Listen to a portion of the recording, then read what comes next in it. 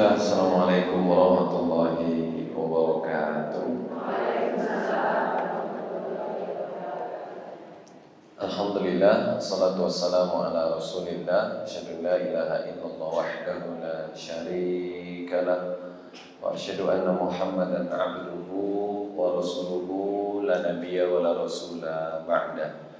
Alhamdulillah, ibu-ibu, kita bersyukur masih diberi kesehatan, kesempatan, dua nikmat yang sering dilupakan, sehat dan sempat. Alhamdulillah kita masih bisa hadir di sini. Mudah-mudahan kesehatan dan kesempatan yang kita gunakan untuk kajian ini Allah lipat gandakan nanti sebagai kebaikan untuk kita semua. Amin. Salawat teriring salam mari kita haturkan pada baginda Muhammad sallallahu alaihi wasallam. Ibu-ibu yang berbahagia, gimana ibu kabar, sehat? Alhamdulillah.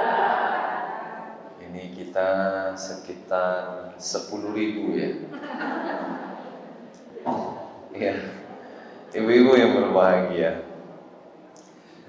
Sebelum saya ke materi ibu, saya mengisi kajian ibu-ibu itu sampai ke Korea ya. Saya keliling Indonesia, saya ke Kalimantan, ke Sulawesi, Nusa Tenggara Barat dan Timur, saya di Sumatera, saya mengisi kajian ibu-ibu. Bedanya kalau di Jogja, karena sekarang KTP saya Jogja, kalau saya datang ke Jogja, mau pakai baju sebagus apapun, ibu-ibu itu diam. Ya, kayak gak kenal aja. Tapi kalau di luar sana bu, semua handphone itu keluar, merekam. Ya. Para komentar, wih ustadznya lebih bening daripada di foto. Ibu ya. Kalau di Jogja saya tidak pernah mendapatkan itu. Ibu paham maksudnya apa itu? Rumput tetangga lebih hijau. Puluhan juta, ratusan juta, bahkan miliaran dikeluarkan suami ibu, giliran suami tetangga dibeliin kerupuk. Tuh lihat istri tetangga, suami tetangga bagus, istrinya dibeliin kerupuk. Kata suami, kau tak lihat rumah besar ini? Nah, ibu-ibu yang berbahagia, prolog ini sebenarnya menggambarkan orang yang na'udzubillah min zalik, hatinya keras. Jadi orang yang hatinya keras itu tidak pernah merasa puas, haus terus. Ya, suami udah baik dibandingkan dengan suami orang lain. Anak sudah baik dibandingkan dengan anak orang lain. Nikmat yang Allah beri banyak, tetap melihat nikmat yang didapat orang lain. Bu, orang yang hatinya lembut itu melihat ke bawah dalam urusan dunia. Ya. Dia berjalan kaki yang dilihat bukan yang naik sepeda. Ketika dia berjalan kaki yang dilihat bukan yang naik motor bahkan mobil, tapi yang dilihat tak bisa berjalan. Itulah orang yang hatinya lembut. Orang yang hatinya halus, tulus. Ya. Kalau ibu datang kajian, siapa yang ngisi? Ustaz Ransi. Enggak kondang itu. Ya, followersnya belum 2 juta. Ini kata ibu. Ya. Jadi hati-hati, kita sering beranggapan orang yang hatinya keras itu pemarah, betul? Kita sering beranggapan orang yang hatinya keras itu jarang sholat tepat waktu, betul? Silakan baca cerita Qais bin Thabit dijamin masuk surga. Subuhnya kesiangan, dia ke istrinya kadang marah, tapi dijamin masuk surga. Paham ibu ya? Jadi tidak selalu orang yang hatinya keras itu pemarah berarti hatinya keras. Belum tentu marahnya masalah apa, betul? Masa anaknya melakukan kesalahan, bapaknya ibunya nggak apa-apa, piye kan? Pak, aku nggak sholat, nggak apa-apa.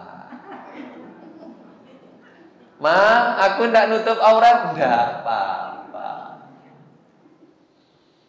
Papa, mama, aku durhaka boleh je, sakaremu. Nggak bisa kan ibu ya? Pasti akan ada masa di mana orang itu marah, tapi marah pada tempatnya. Orang kita menganggap pemarah hatinya keras, tidak selalu. Bahkan yang paling remeh, kata Syekh Muhammad bin Shalih Al-Utsaimin di dalam kitab Al-Halal wal Haram fil Islam, halaman 138 lembar sebelah kiri baris paling bawah, 139 nomor sebelah kanan baris paling atas. Mensyarah hadis riwayat Imam Muslim nomor 92. Kata beliau, orang yang hatinya keras tak mau datang kajian dia. Nah, ini nggak keras berarti ya. Alhamdulillah. Insyaallah. Ya. Kita selama ini berpikiran ngapain ngaji? Ngaji hatinya keras. Enggak, ngaji itu hatinya keras. Enggak mau nutup aurat, hatinya berarti sedang keras. Kok perkara nanti lembut, itu urusan masing-masing. Berarti dia sudah bertaubat.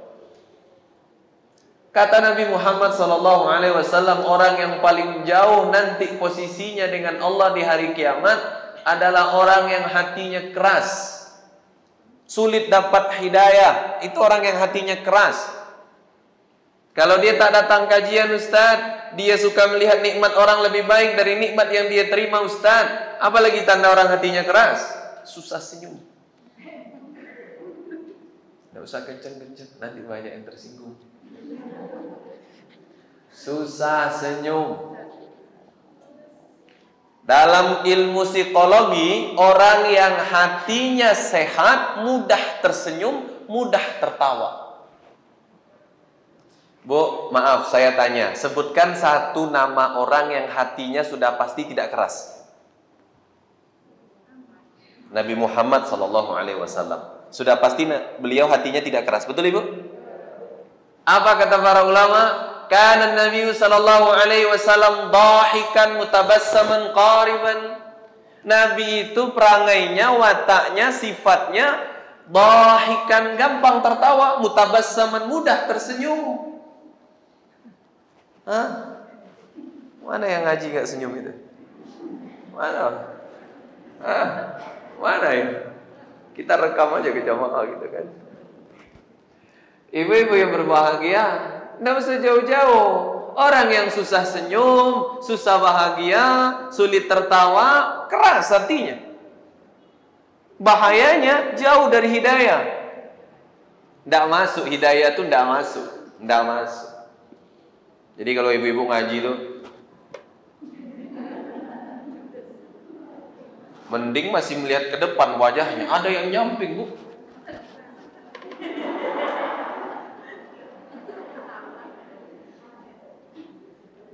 Ya. Ngelihatnya itu loh, matanya itu loh. Ibu-ibu yang berbahagia. Ya, tidak usah kita jauh-jauh mencari tanda-tanda orang yang hatinya keras. Tidak usah. Seperti itu aja yang dekat. Tadi malam itu ada jamaah ya. Masih muda ya, belum nikah. Dia punya usaha. Karena saya sedang sedang pembebasan lahan, sudah detik-detik terakhir. Dia datang ke rumah saya, menangis dia. Bang, dia bilang, karena dia manggil saya abang ya. Aku punya usaha, aku mau jual usahaku ini, mau aku uangkan. Uangnya aku akan pakai untuk nyumbang pembebasan lahan pondok pesantren. Kata beliau. Saya bilang, jangan sekarang. Malam ini pulang ke rumah, sholat dulu. Nanti malam kalau sempat tahajud, sholat. Habis itu berdoa istikharah. Nanti habis subuh doa lagi. Pagi besok telepon papa mamamu, saya bilang. Kenapa bang? Telepon aja, tanya niat baik ini. Kalau mereka setuju lanjut, kalau enggak, enggak usah lanjut. Ini kan usaha sendiri bang, tak ada modal dari orang tua. Enggak apa-apa, tanya saja. Saya nggak mau bu, nanti mau ustaran sini, nanti nggak enak kan bu ya. Pulang. Jadi tadi malam tuh ke rumah nangis. Saya melihat ibu, beliau ini orang yang apa ya? Kalau kajian gampang senyum, orang butuh gampang bantu, bisanya nolong bisa nolong, ya terharu sedikit nangis, kan gitu ibu ya. Kan ada orang tuh susah nangis, susah senyum, betul? Betul ya? Dia ketawa kalau orang dapat nikmat, dia nangis. Dia tertawa kalau orang dapat susah, dia nangis kalau orang dapat bahagia, gitu loh. Dia ke Eropa. Ini banyak bu, banyak ini. Ya, banyak itu hatinya keras. Orang yang hatinya lembut tuh berempati tuh gampang. Orang susah dia ikut susah. Bisa bantu? Ya bantu semampunya, jangan membebani diri. Kan begitu Ibu ya? Kan gitu ya? Tapi orang bahagia dia ikut bahagia. Selamat Ustadz, alhamdulillah sudah lahir putrinya. Oh, banyak orang yang bahagia. Ada nggak orang yang nggak bahagia? Ada, gitu ya. Alah, pamer. Masa video anak pamer dibilang pamer Ibu? Ya Allah, serba salah. Nggak diposting salah, diposting yo salah gitu loh. Netizen. Padahal saya tidak melihatin wajah anak itu, tidak saya lihatkan. Saya cuma ngaji, habis azan lahir, saya azan, habis azan saya ngaji. Nah saya potong bagian ngajinya. Saya biasa gitu Ibu. Lagi ngaji, anaknya diam, kan direkam tuh. Nah saya ambil, saya share. Tetap aja ada yang nyinyir. Ustadz kok suka pamer sih? Belum saya posting jalan-jalan ke Dubai loh Bu. Hah?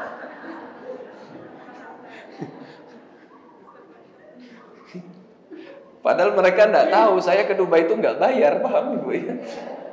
Ini mau ke Jepang besok pertengahan tahun, ini nanti nggak tahu nih gimana gosipnya kan gitu. Padahal saya nggak bayar mau keluar negeri itu, nggak pernah bayar saya Ibu. Curang Ustadz, nggak curang, dibayar saya biasanya Ibu ya. Nah ini kadang-kadang orang kayak gitu Bu, lihat orang bahagia dia sedih, lihat orang sedih dia bahagia, keras hatinya berarti. Orang yang Bu hatinya lembut, hatinya baik, hatinya sehat, orang bahagia ikut bahagia, di kajian orang tertawa dia, ketawa dia. Orang sedih dia nangis, astagfirullah dosaku. Begitu Bu. Saya pernah Bu jadi imam. Allahu Akbar. Habis Al-Fatihah, saya baca surat yang jujur, saya tersentuh dengan ayat-ayatnya. Hatta idza jaa ahadahumul maut qala rabbirji'un. Kalau lagi sholat biasanya saya nangis, saya ulang. Qala rabbirji'un. Biasanya kalau lagi sholat tak ulang karena artinya ngeri. Jadi kalau sudah datang kematian kata Allah, maka manusia yang sudah mati itu ngomong ke Allah, bilang gini, qala rabbirji'un. Ya Allah hidupkan aku lagi. Orang udah mati itu pengen hidup lagi. Saya ulang-ulang nangis. Jamaah pada nangis. Ada satu jamaah habis sholat, Ustadz, kok sholat pakai nangis-nangis sih Ustadz? Sholat apaan itu? Ada yang begitu Bu. Kan kita ya orang nangis kita ikut nangis. Kan itu ya? Orang senang kita ikut senang. Itu hatinya sehat. Paham Ibu ya? Nah, jadi kalau ada yang ngaji orang ketawa dia, nah, ini hati sedang keras. Ustadz, saya rutin ikut kajian, bahkan saya pengurus kajian Ustadz. Tidak mungkin hati saya keras. Nah, ini kita bahas Ibu. Kalau kita membahas banyak menyalahkan, mengeraskan hati, kita bahas orang yang tidak sholat, kita bahas orang yang tidak menutup aurat, kita bahas orang yang tidak datang kajian, tidak ada gunanya. Kenapa? Karena kita sedang berceramah di orang yang suka datang kajian. Ini kan yang datang nih ibu-ibu yang suka kajian semua nih. Kenapa? Nah, ustadznya nggak kondang. Kalau ramai karena ustadznya kondang, bisa jadi banyak yang datang yang sekali-kali. Ini ustadz dalam kota.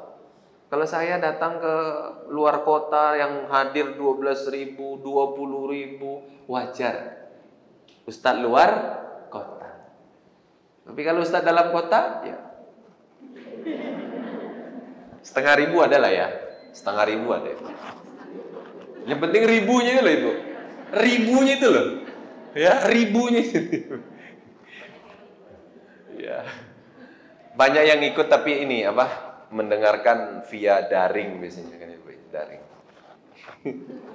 Ibu-ibu yang berbahagia, kita akan mengulas tentang orang yang suka menyalahkan, dapat mengeraskan hati, tapi topik yang kita kupas adalah orang yang biasa datang kajian, yang sudah rutin sholat, istiqomah sholat, sudah takut aurat dilihat orang yang bukan mahram. Itu yang kita bahas. Ada Ustadz? Ada. Surat Al-Baqarah. Surat kedua, juz pertama ayat 102. Ini kalau tidak keliru, sebelah kanan atau sebelah kiri nih? Nah, cek aja ya. Kalau nggak kanan, kiri, baris paling atas. Ya, 102. 102 sudah ketemu? Saya bacakan. A'udzu billahi minasyaitonir rajim. واتبعوا ما تتلو الشياطين على ملك سليمان وما كفر سليمان ولكن الشياطين كفروا يعلمون الناس السحر وما أنزل على الملكين ببابل هاروت وماروت وما يعلمان من أحد حتى يقولا إنما نحن فتنة فلا تكفر فيتعلمون منهما ما يفرقون به بين المرء وزوجه وما هم بضارين به من أحد إلا بإذن الله ويتعلمون ما يضرهم ولا ينفعهم ولقد علموا لمن اشتراه ما له في الآخرة من خلاق ولبئس ما شروا به أنفسهم لو كانوا يعلمون. Sadaqallahul azim. Ibu-ibu yang berbahagia, ayat panjang ini. Kata Nabi di Sahih Bukhari Muslim, siapa yang membaca satu huruf di dalam Al-Quran, maka baginya 10 kebaikan. Ini ada berapa huruf ini? Panjang, Ibu ya. Kami tidak membaca, cuma mendengar. Kata Nabi, pahala yang membaca mendengar sama pahalanya. Makanya tak baca habis. Biasanya bacanya dikit aja sih. Mudah-mudahan pahalanya banyak, Ibu ya. Di Jepang sudah diteliti, mendengarkan bacaan Al-Quran itu efektif membuat tubuh dan otak kita menjadi sangat sehat. Dan yang diteliti itu bukan orang Islam, tapi orang-orang yang tidak beragama didengarkan Al-Quran kepada mereka.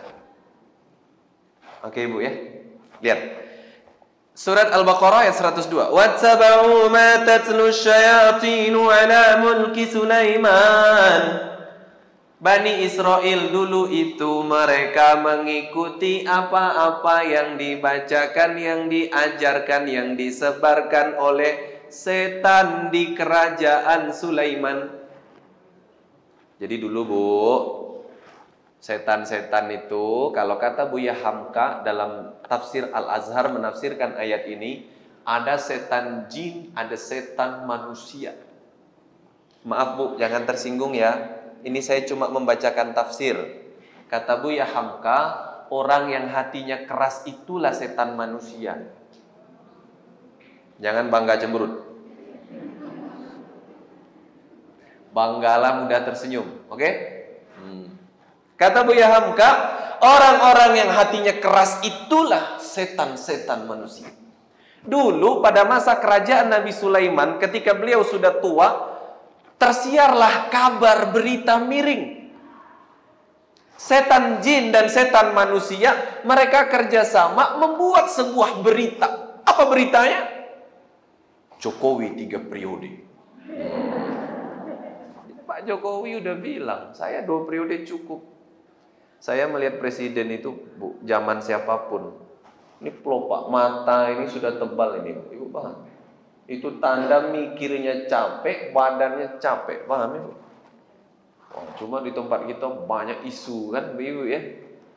Saya ini rakyat biasa Bu, jadi saya bukan politikus, jadi saya tidak tahu, tidak ikut-ikut. Ya, akhir-akhir masa jabatan banyaklah kabar tersiar, betul? Nikah Kaisang, rame. Orang kita ini rame, pokoknya apa-apa rame Bu. Kok cuma 300.000? Saya yakin itu kalau 3 miliar rame juga itu. Paham Ibu ya? 3 miliar uang dari mana? Kan begitu Ibu ya. Paham ya? Giliran 300.000, kok cuma 300.000 sih? Salah terus. Nah, Bu, orang-orang seperti ini yang suka menyebarkan kabar-kabar miring itu sudah ada sejak masa kerajaan Nabi Sulaiman. Jadi jangan bilang kabar miring itu hilang kalau pemimpinnya Nabi. Jangan. Nabi Sulaiman sakti mandraguna. Bisa ngomong sama hewan, menaklukkan angin, kaya raya, menaklukkan jin. Tetap ada kabar miring, betul? Maka siapapun presiden di Indonesia ini tetap akan ada kabar miring, betul? Benar atau tidak kabar itu tetap akan ada kabar miring. Sudah ada dari dulu. Siapa yang menghembuskan? Maaf, setan manusia. Ya, gitu ya. Ibu-ibu berbahagia. Ya. Jadi setan-setan dulu pada masa Nabi Sulaiman sudah mau lengser, sudah tua, itu menghembuskan sebuah kabar. Apa kabarnya? Sulaiman itu sudah murtad. Bu, kalau Nabi Sulaiman yang hebat, kaya raya, bisa pergi tanpa jet pribadi, bahkan pakai angin, awan kinton, Dragon Ball, bisa ngomong sama semut, bisa ngomong sama burung, bisa ngomong sama gajah, bisa menaklukkan jin. Kalau ada presiden hari ini, keren kayak gitu, Bu ya. Kaya raya, keturunan jelas. Nabi Sulaiman anak dari Nabi Daud, jelas, betul. Nabi keturunan seorang nabi luar biasa. Kerajaannya besar. Tetap ada orang yang berani membuat kabar miring, fitnah. Ya. Apalagi Ransi, banyak kabar miringnya, Bu ya. Cuma Ransi, sakti enggak, kaya enggak bisa ngomong sama burung juga, paham Ibu ya? Hah? Pastilah banyak kabar miringnya, kan gitu. Ada aja kabar miringnya. Tapi yakinlah satu hal, orang yang suka menyebarkan kabar miring lengser dengan sendirinya. Sementara orang yang dimiring-miringkan abadi dalam kebaikan. Paham ya, Bu? Karena tidak mungkin orang itu dimiring-miringkan kalau dia miring. Paham? Karena kalau sudah miring ngapain dimiringkan? Paham ya, Bu? Lanjut. Ibu-ibu yang berbahagia. Jadi isunya yang disebarkan ketika Nabi Sulaiman itu sudah mau meninggal. Jadi setan jin dan setan manusia itu kompromi. Mereka membuat isu hoax, ya. Mereka buat kabar bohong bahwa Nabi Sulaiman murtad. Mereka mengatakan Sulaiman sudah maaf kafir.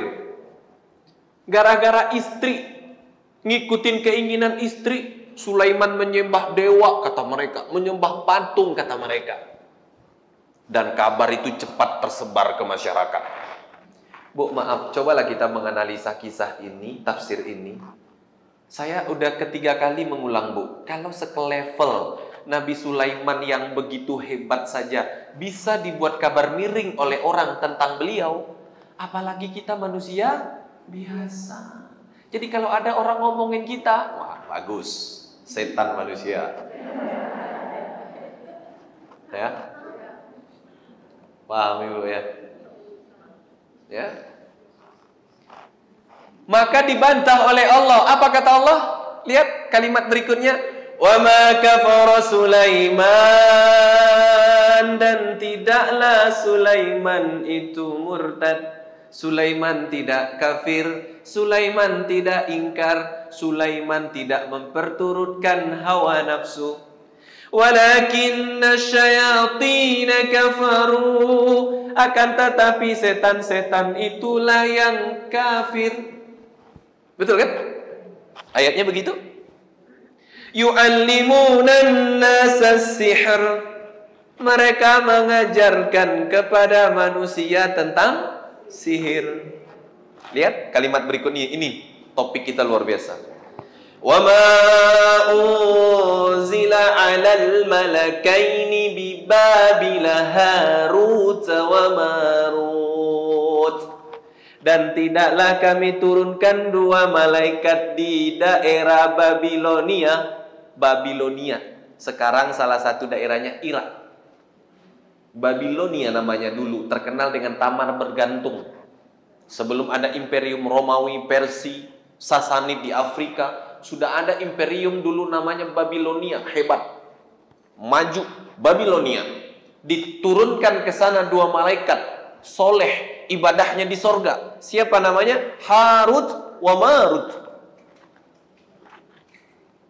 Mana tak korelasinya ayat ini dengan topik kita? Jadi begini ceritanya dalam tafsir. Saya bacakan dari Aisarut Tafasir li Kalamil Aliyil Kabir, ditulis oleh Syekh Abu Bakar Jabir Al-Jazair. Menafsirkan surah Al-Baqarah ayat 102 tentang ini. Dinukil sebuah hadis, apa bunyinya? Ketika para malaikat beribadah di sorga, maka para malaikat itu keheranan dan menyalahkan manusia yang gampang bikin dosa di dunia ini. Ingat topik kita, banyak menyalahkan bisa mengeraskan. Jangankan kita yang ibadah di masjid syuhada, ibu yang sudah sholat, berzikir, berdoa di sorga, itu bisa keras hatinya kalau gampang menyalahkan orang. Para malaikat yang beribadah di sorga itu keheranan, kok bisa manusia ini kok gampang betul bikin dosa, gampang salah, gampang musuhan, gampang ngikutin hawa nafsu, kok bisa? Lihat kami ini gak pernah bikin dosa, kami ibadah sepanjang hari, sementara manusia bikin dosa, bikin dosa, salah. Jadi malaikat itu nyalah-nyalahin. Maka ibu-ibu yang berbahagia, Allah bilang, Allah berfirman, anak cucu Adam, manusia di bumi itu, di dunia itu berat hidupnya. Kalau kalian turun ke dunia, pasti kalian juga akan bikin dosa yang sama. Kata Allah, enggak mungkin ya Allah, kami malaikat mulia, diciptakan dari cahaya, mereka dari tanah.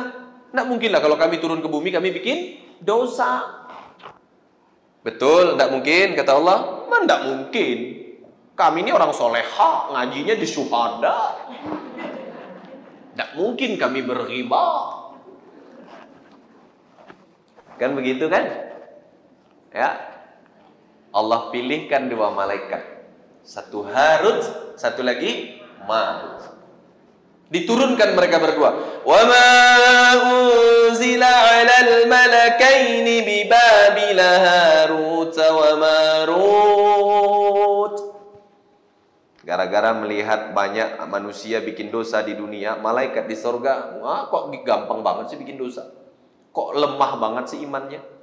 Diturunkan mereka berdua. Begitu turun ke dunia ini, Harut dan Marut, belum lama begitu ketemu dengan cewek cantik, berzina mereka.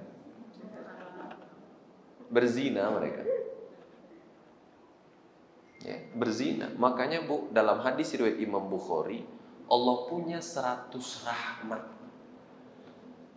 Satu Allah taruh di dunia. Karena satu rahmat itulah singa tak memakan anaknya. 99 Allah simpan di akhirat untuk mengampuni dosa dan salah kita ini. Jadi jangan heran kalau ada orang nanti lebih banyak dosa dari kita, itu lebih dulu masuk surga, Bu. Maaf ya. Jangan heran. Ya. Kita pernah kenal hadis qudsi riwayat Imam At-Tirmizi, derajatnya hasan sahih, nomor 42 dalam Arba'in Nawawi. Apa kata Allah? Ya bani Adam, law ataitani bi qurabid dunya khataya thumma la tusyrik bi syai'an la ataituka bi qurabiha maghfiratan. Manusia, kalau kau melakukan dosa banyak, tidak sempat bertobat, kau meninggal dunia, tobat belum sempat, saking banyaknya dosamu membumbung sampai ke langit dosamu, kemudian kau datang kepadaku dan kau tidak pernah syirik, tidak pernah menyekutukanku, kata Allah, la ataituka bi qurabiha maghfiratan, aku akan datang kepadamu dengan sebumi pula ampunan.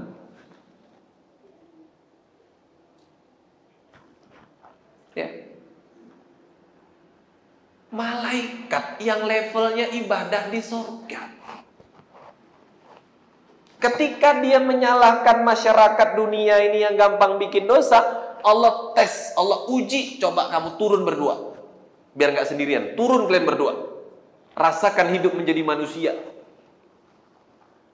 Turun ke bumi, ketemu cewek cantik, berzina, minum minuman keras, berjudi, dan parahnya lagi apa?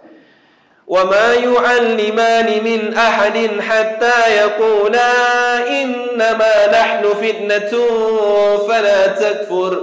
Tidak saja berbuat dosa mereka, Harut dan Marut mengajarkan ilmu yang kata mereka kalau orang datang mau belajar, kalian jangan ikuti ilmu ini, berbahaya. Kalian jangan ingkar kepada Allah. Kalian mempelajari ilmu ini, kalian termasuk orang kafir nanti.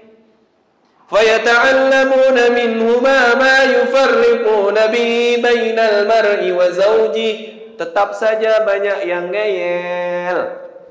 Belajar kepada Harut dan Marut ilmu tentang bagaimana suami istri bercerai, bagaimana pelet.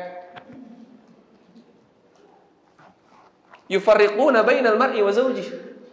Dalam tafsir Buya Hamka luar biasa ini, nafsirkan ini luar biasa, Masya Allah. Jadi levelnya malaikat Harut dan Marut yang turun ke bumi bukan saja salah layaknya manusia, malah lebih parah. Ngajarin ilmu sihir pelet. Ini kalau ada Harut dan Marut, saya mau minta ilmu peletnya saya. Itu kan berarti lebih parah, betul Ibu ya? Lebih parah, luar biasa. Ya. Nah, ibu-ibu yang berbahagia, kalau selevel malaikat saja yang ibadahnya di sorga, sholat, zikir, doanya di sorga, kok kemudian ketika dia menyalahkan orang, rupanya giliran dia yang ditaruh di bumi ini malah dia ingkar, keras hatinya. Apalagi kita manusia biasa. Kita tidak punya kebolehan suka nyalahin orang, itu tidak boleh. Ya. Kenapa Ustaz sampaikan kalau tidak senyum berarti hatinya keras? Itu materi. Saya tidak bilang ibu-ibu cemberut, betul? Saya cuma bilang jamaah itu ada yang ngajinya cemberut. Tapi saya tidak bilang satu orang, paham Ibu? Kok masalah ada di sini ya Ibu merasa saja berarti. Ya. Ibu-ibu yang berbahagia. Hah? Kita kan maaf Ibu, mungkin gak sih Ibu di dunia ini ada orang yang gak salah? Mungkin gak kira-kira? Ya, gak mungkin, betul? Kurang baik apa Nabi Muhammad, betul? Ada gak orang yang nyalah-nyalahin beliau? Tapi Nabi Muhammad nyalahin orang gak? Ada gak orang munafik di zaman Nabi Ibu? Pernah Nabi manggil, hei munafik, pernah? Tidak ada, satu riwayat pun tidak ada. Ada pendosa pada masa Nabi? Ada pezina pada masa Nabi? Pernah Nabi panggil, pezina, pernah? Pendosa, pernah? Tidak pernah. Bahkan datang seorang pezina kepada Nabi, perempuan datang kepada Nabi. Datang seorang pezina kepada Nabi. Ya Rasulullah, aku sudah menikah dan aku berzina dengan orang lain. Rajam aku ya Rasulullah. Apa kata Nabi? Pulanglah sampai kehamilanmu ini selesai 9 atau 10 bulan sampai lahiran, pulang. Nanti kalau sudah lahiran datang lagi ke sini. Sudah lahir datang ke sini. Begitu udah lahir datang lagi kepada Nabi, ya Rasulullah, aku sudah lahiran. Sekarang hukum aku ya Rasulullah, aku sudah berzina. Apa kata Nabi? Susui anakmu sampai 2 tahun. Begitu Nabi agar tertutup aib orang. Nabi tidak gampang menyalahkan orang. Tidak ada Nabi panggil, berzina, betul kau ini. Berapa kali kau berzina? Tidak ada. Hah? Orang Islam tuh tidak suka ngorek-ngorek aib orang, paham itu? Apa bahasa Arabnya? Tajassus. Tidak boleh. Tidak boleh. Orang kita suka betul itu. Saransi itu istrinya 1 atau 2 sih? Kata ibu yang satu, tidak mungkin orang kayak Saransi itu istrinya 1, tidak mungkin. Mubazir.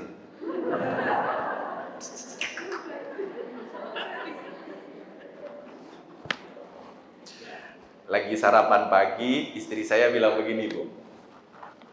Aku tuh bang, kalau bang kajian, aku tuh kesepian. Jadi ngurus Ara, kan anak saya namanya Amera Aralia. Panggilannya Ara. Aku tuh kesepian bang, aku butuh teman. Gitu kan, istri saya seperti itu. Saya bilang begini, berarti kamu butuh teman ya? Ya maksud aku abang ada di sini. Lah suamimu kan nggak mungkin di rumah terus. Suamimu punya umat juga. Suamimu harus ngurus banyak hal. Karyawan itu harus diurus. Kan saya bilang gitu Bu ya. Tapi aku paham ini, saya bilang. Berarti kamu ini kan butuh teman ya di rumah, saya bilang. Saya bilang, ART sudah ada, kan saya bilang gitu ya.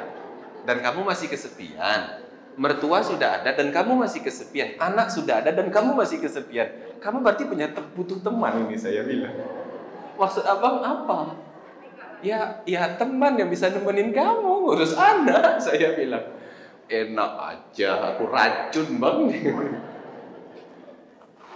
Saya kalau kayak gitu bercanda sama istri saya. Ya, kalau ibu bilang, jangan-jangan memang pengen niat Ustadz, berarti ibu belum membaca orang yang ngomongin maaf tentang poligami dalam penelitian. Itu biasanya tidak mau poligami. Orang yang diam-diam, tidak ngomong, jangan-jangan punya simpanan. Paham? Lanjut. Ibu, kita lanjut.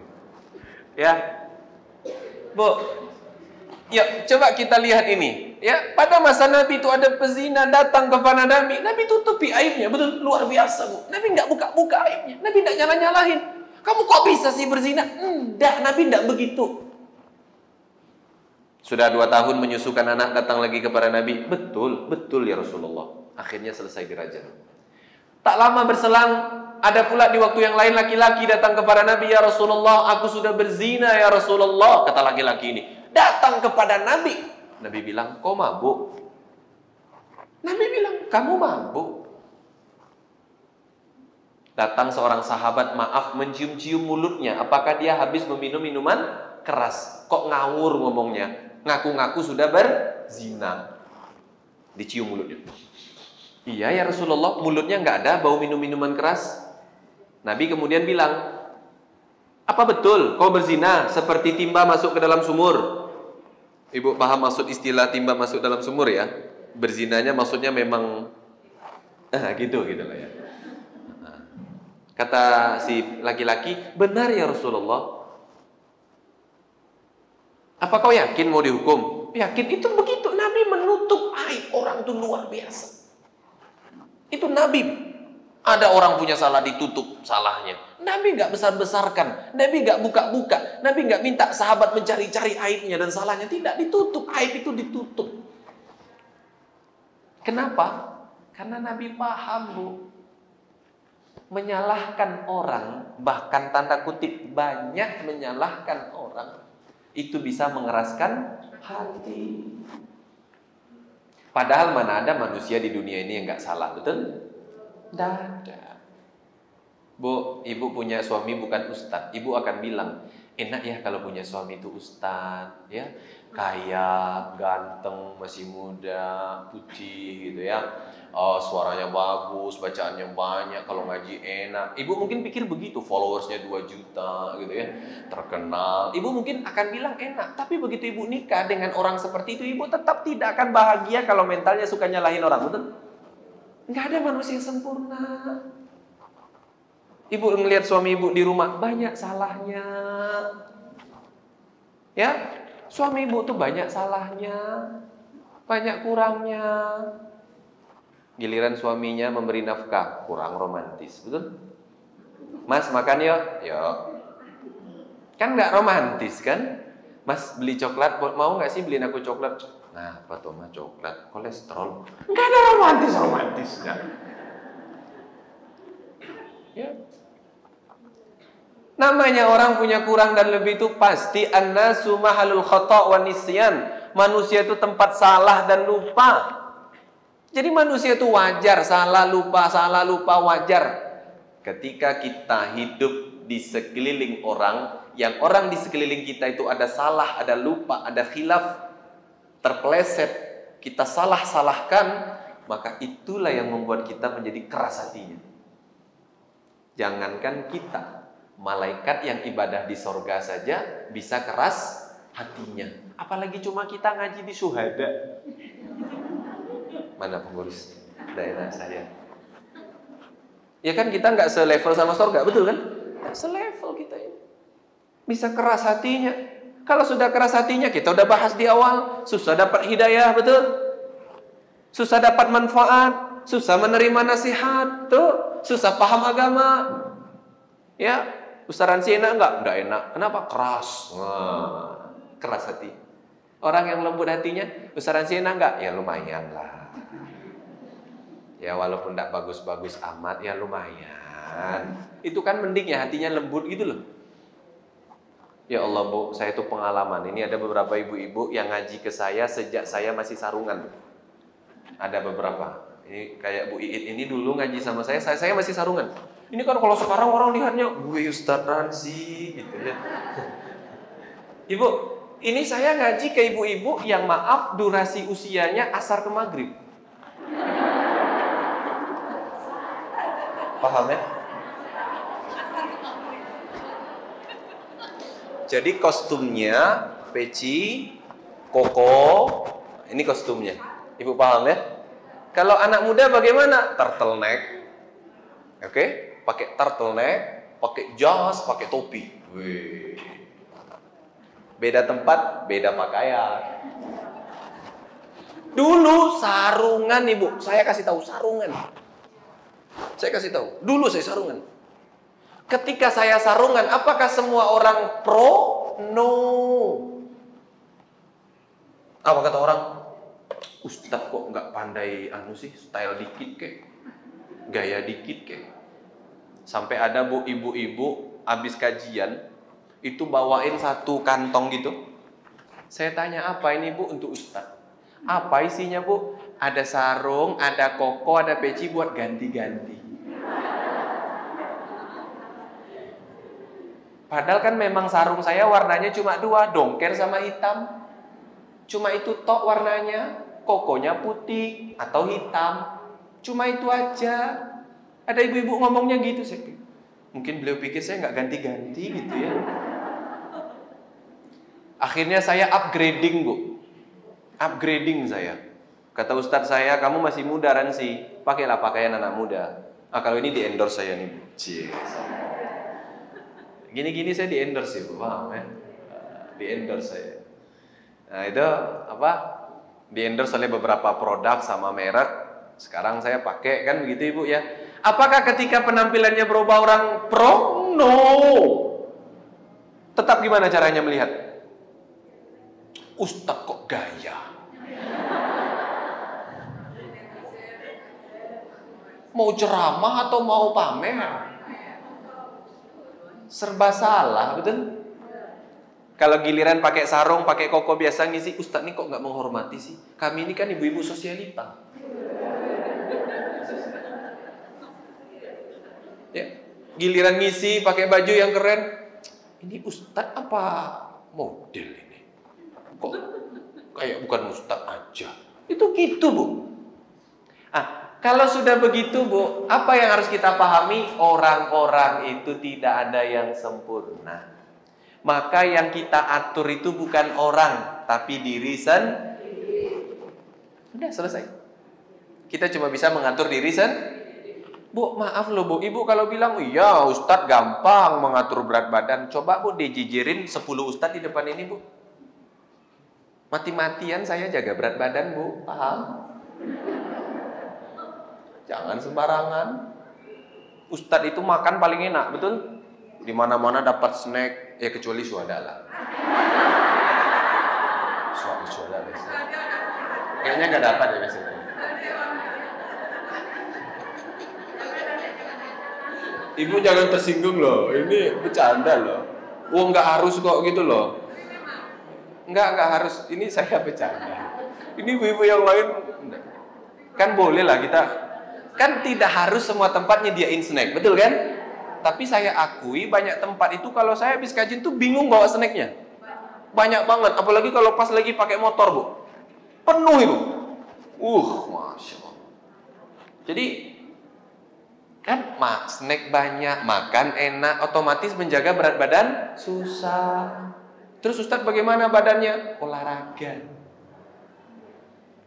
Olahraga mati-matian. Jaga berat badan. Buncit salah. Enggak buncit salah. Itulah bagi orang-orang yang keras hatinya. tidak bisa mendapat hidayah, tidak bisa mendapat manfaat dari orang lain. Ya, ibu-ibu yang berbahagia. Ibu, maaf kalau melihat jam itu kita sudah 1 jam loh ya itu.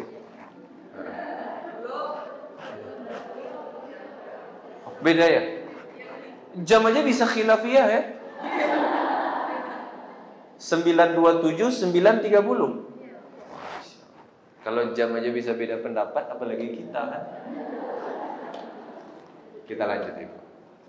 Nah, kalau orang yang hatinya keras itu berbahaya, sampai tadi susah dapat hidayah. Jelas ya tadi ya? Tanda-tandanya sudah kita pelajari, nggak usah jauh-jauh. Tanda-tandanya males ngaji. Kalau ngaji cemberut. Udah kita bahas ya? Karena Nabi itu orang hatinya nggak keras, maka Nabi itu dohikan mutabassaman. Nabi itu gampang senyum, gampang ketawa. Itu Nabi.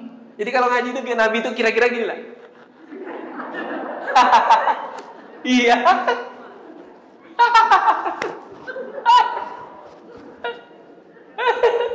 Mungkin begitulah Bu. Paham? Itulah gambaran orang yang hatinya nggak keras. Nabi itu gitu Bu, sampai kata sahabat Nabi itu kalau lagi ngaji terlihat ini di apa langit-langit itu kelihatan ketawanya ngakak.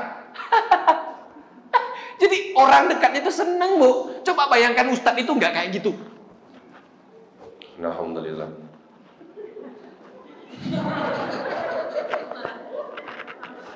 Lah kalau Ustadznya cemberut kan kita males, betul kan Ibu? Itulah ibu-ibu yang berbahagia.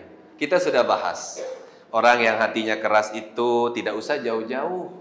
Bahkan orang yang susah senyum, susah bahagia, males ngaji, senang lihat orang susah, susah lihat orang senang. Itu adalah tanda orang yang hatinya keras. Apa bahayanya? Susah dapat hidayah. Apa masalahnya? Suka nyalahin orang. Karena apa? Tidak ada orang tanpa salah. Semua orang punya salah dan dosa. Nyalahin orang itu nggak ada gunanya. Karena memang semua orang punya salah dan dosa. Jangankan kita yang biasa, malaikat yang istimewa ibadah di sorga saja hatinya bisa keras karena menyalahkan orang lain. Kan dia memang salah Ustaz. Tetap Ibu. Ya. Ibu-ibu yang berbahagia, apa Ustadz yang bisa kita lakukan agar terbebas? Kan gitu Ibu ya. Kita pengen Ustadz hati kita ini nggak keras.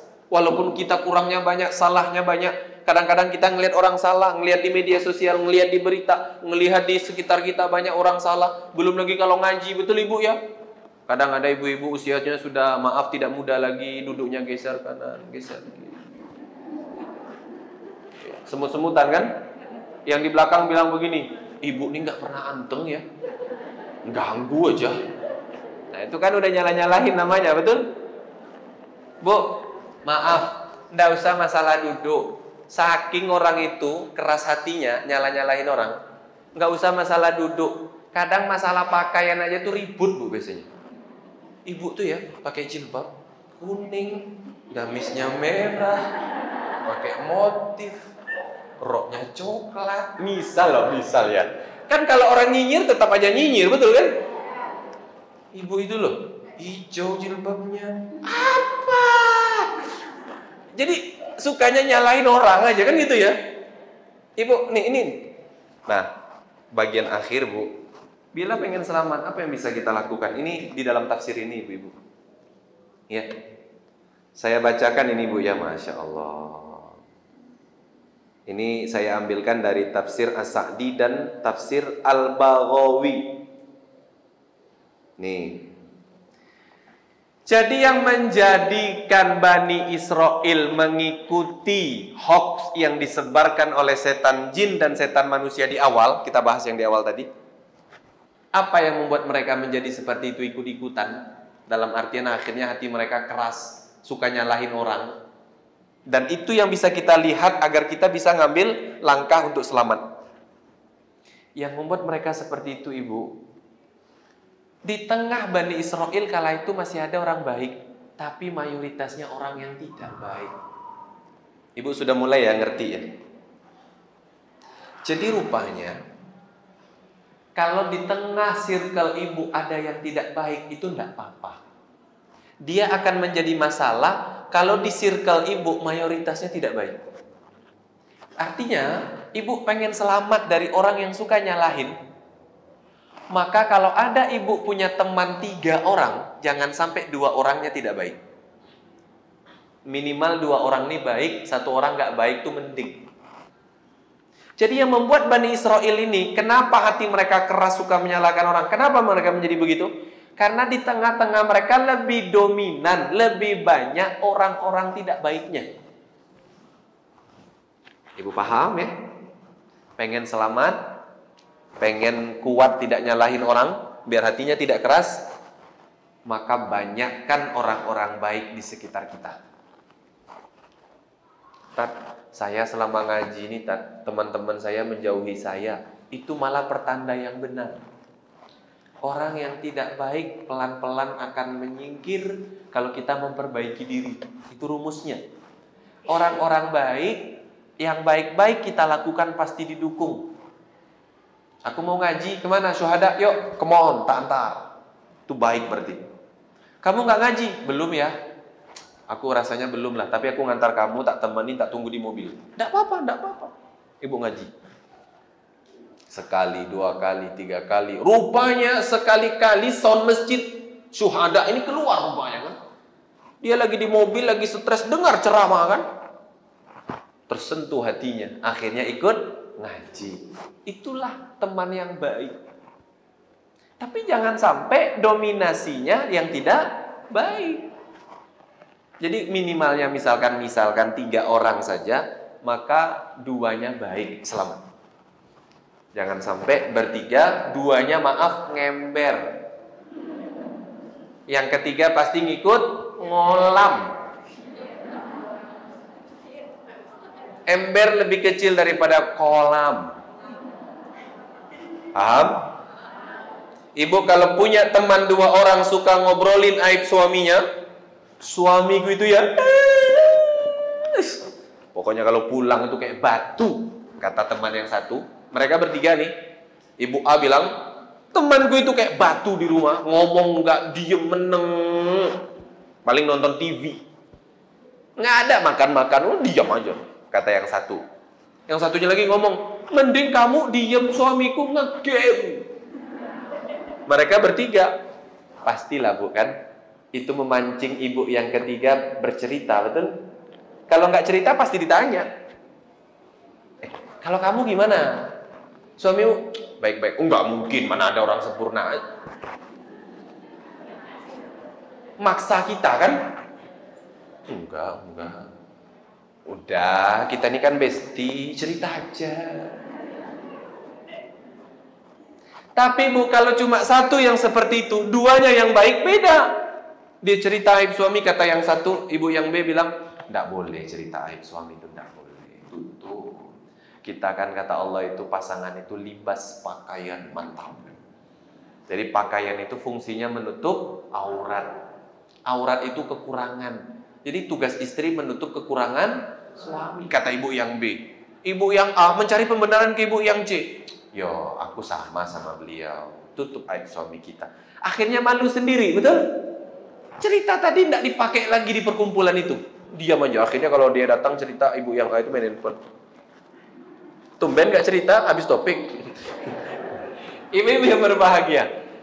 Kita sedang membahas tentang bagaimana agar ibu selamat dari maaf suka nyalahin orang ini. Ibu gabunglah, berkumpullah, bersahabatlah dengan orang-orang yang dominannya baik. Ya. Saya Bu, maaf, saya dimasukkan ke dalam salah satu grup, tanda kutip, maaf, tanda kutip, orang yang berbicara masalah agama lah. Saya dimasukkan. Saya memilih keluar dari grup itu karena apa? Banyak hoax disebar di dalamnya. Sudah diperingatkan berkali-kali, tapi tetap menyebar hoax. Akhirnya apa yang terjadi? Keluar. Ada perintah Allah? Surah Al-Isra. Allah yang memerintahkan begitu. Ya. Ayat 32. Allah yang bilang.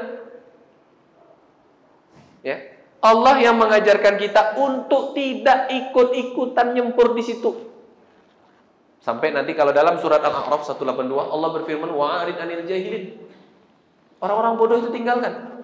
Orang yang suka mencari aib, suka buruk sangka, suka nyebar hoax, suka menyebar cerita-cerita bohong, suka memprovokasi, suka menyebarkan kekerasan-kekerasan. Ibu ya, suka bercerita aib. Maka tinggalkan, kata Allah, tinggalkan. Jangan dekat sama mereka. Tinggalkan. Ibu punya teman suka banget cerita aib suaminya, maaf, jaga jarak. Ibu nanti ikut-ikutan cerita aib suami ibu. Itu pola, hormon yang ada di dalam kepala manusia ini. Orang cerita aib, kita juga mikir aib. Itu rumusnya begitu. Bu, udahlah, sederhananya kayak kasus di Indonesia lah. Kalau orang itu kan satu dilaporkan, mesti yang lain juga melaporkan akhirnya, betul? Itu udah rumusnya begitu polanya. Ya. Jadi ibu-ibu yang berbahagia, mulai sekarang kita banyakkanlah komunitas, lingkungan, kelompok, sahabat-sahabat, teman-teman yang baik.